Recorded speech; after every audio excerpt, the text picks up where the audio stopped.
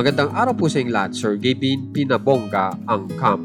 Ma'am Elma, may binago ngayon. Alayin po natin lahat yan dito sa ating video.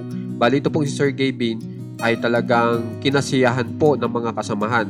Dahil dito po sa pinakabago niyang vlog ay pinataas niya po ang papremyo kung saan ay bonggang-bongga.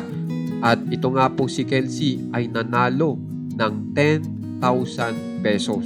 Isipin nyo naman po kung gaano kalaki yan. Tapos, hindi pa po nagtatapos dyan.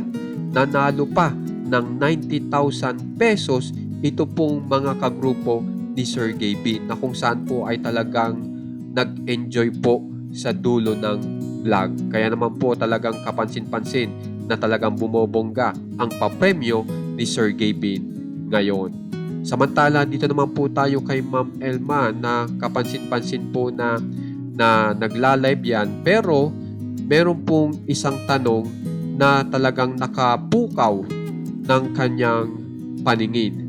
At ang tanong po dito ay, naniniwala ka ba sa out of love? Ang unang sinabi po ni Ma'am Elma ay hindi, pero noong mapaisip po siya ay ang sinagot niya na po ay naniniwala pala siya sa out of love. Ano kayang ibig sabihin dyan ni Ma'am Elma? Kaya naman guys, kung gusto nyo pong ma-update sa nangyayari po kina Ma'am Elma at kina Sir Gavin, subscribe na po kayo sa ating channel na One Katawa.